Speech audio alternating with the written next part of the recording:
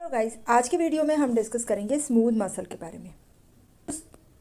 तो smooth muscle हमारे non striated muscle है, जिसे प्लेन मसल्स भी कहते हैं। ये हमारे इनवॉलेंटरी मसल है। स्केलेटल मसल हमारे स्ट्राइटेड और वॉलेंटरी मसल थे, ठीक है। और ये कहाँ पे प्रेजेंट होते हैं? ये प्रेजेंट होते हैं हमारे इंटरनल विसराज में।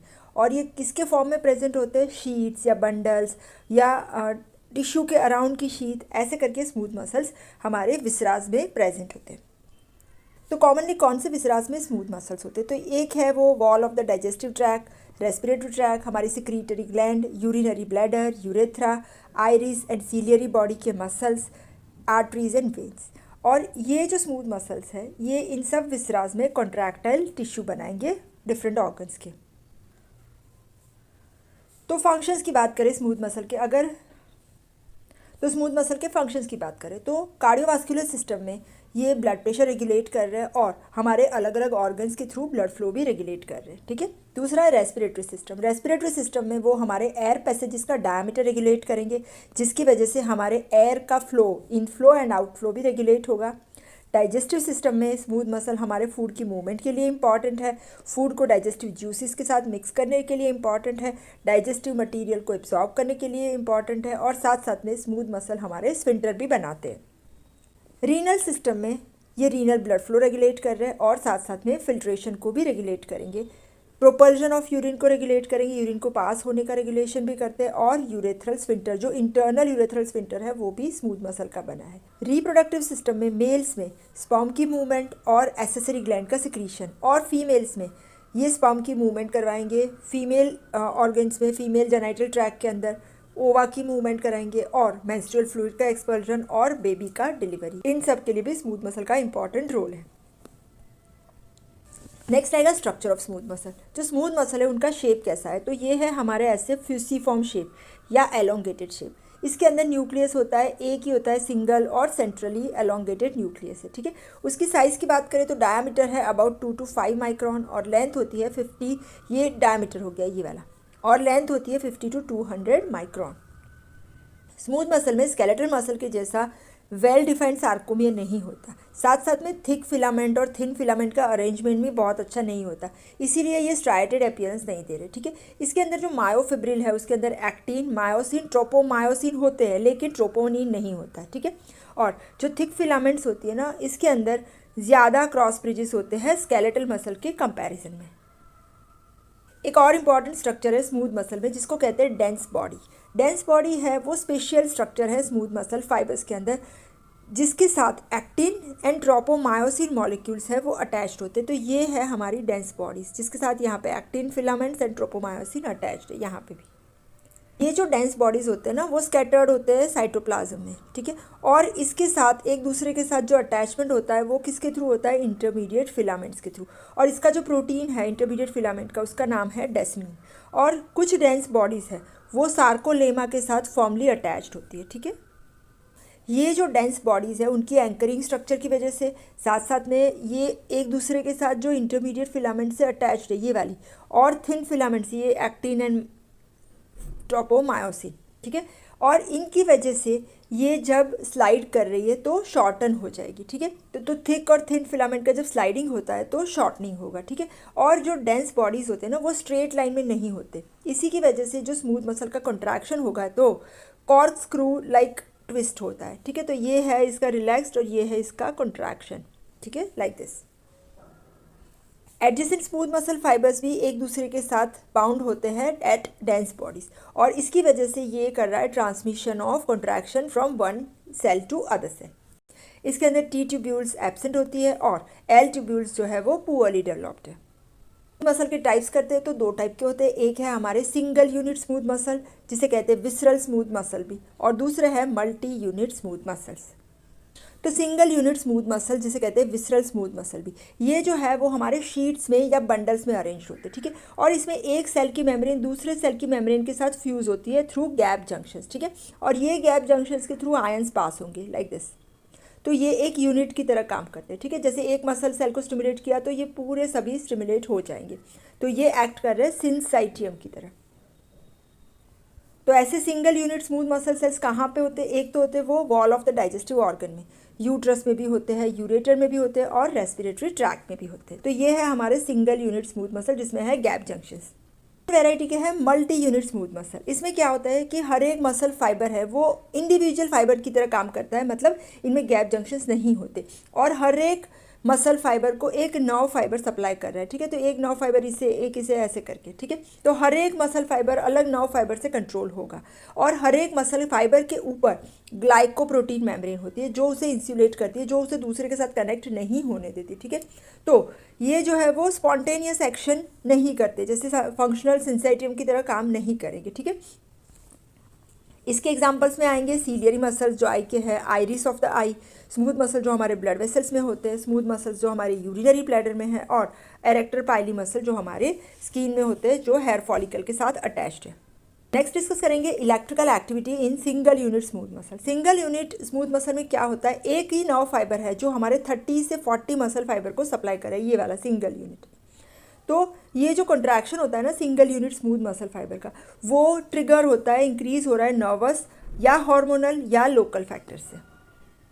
सबसे पहला रेस्टिंग मेम्ब्रेन पोटेंशियल। जो स्मूथ मसल का रेस्टिंग मेम्ब्रेन पोटेंशियल है वो स्टेडी नहीं होता, वो अनस्टेबल होता है, -50 से लेके -75 के बीच में ऐसे फ्लक्चुएट करता है, ठीक है। तो इसके कॉजेज़ क्या है, एक तो है स्लो वेव लाइक फ्लक्चुएशन और ये वेव की फ्रीक्वेंसी है हमारी 4 to 10 पर मिनट और उसका एम्पलीट्यूड रहेगा 10 to 15 मिली वोल्ट, मतलब -50 से लेकर -75 तक वो फ्लक्चुएट करेगा।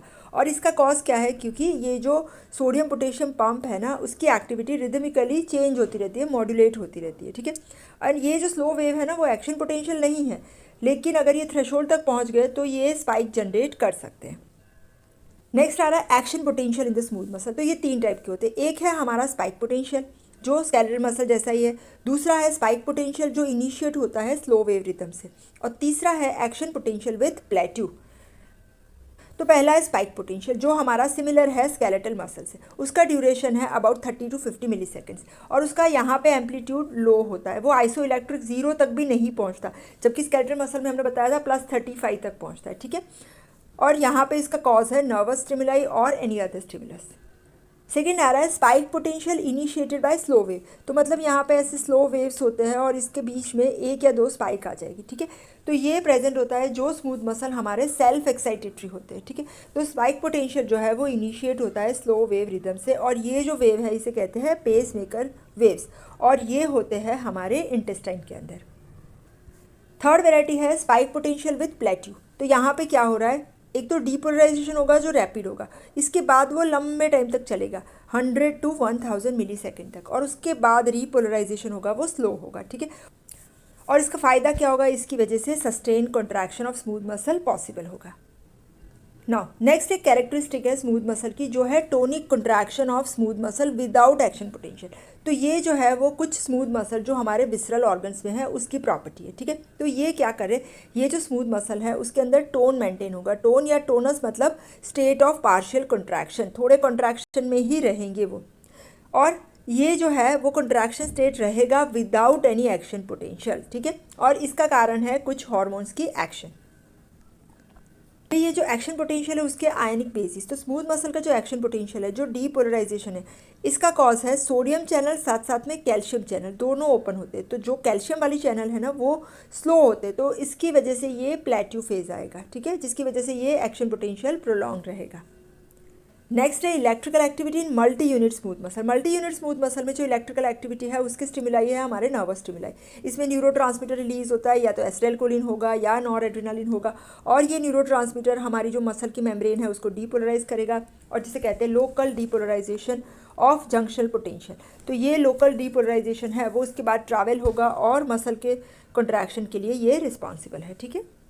जो स्मूथ मसल का कॉन्ट्रैक्शन है वो स्लो होता है, उसका लेटेंट पीरियड भी लंबा होता है और उसका टोटल ड्यूरेशन भी लंबा रहेगा 1 to 3 सेकेंड्स। और मॉलिक्यूलर बेसिस की बात करें तो क्योंकि स्मूथ मसल में जो एल ट्यूब्यूल्स है वो पुअरली डेवलप्ड है, तो कैल्शियम नहीं होगा, जैसे स्केलेटल मसल में कैल्शियम एल ट्यूब्यूल में से आ रहा था, और यहाँ पे जो कैल्शियम एंट्री होती है ना वो एक्स्ट्रा सेल्यूलर फ्लूइड से होगी, और ये जो करेगा स्लो एक्साइटेशन कॉन्ट्रैक्शन कपलिंग।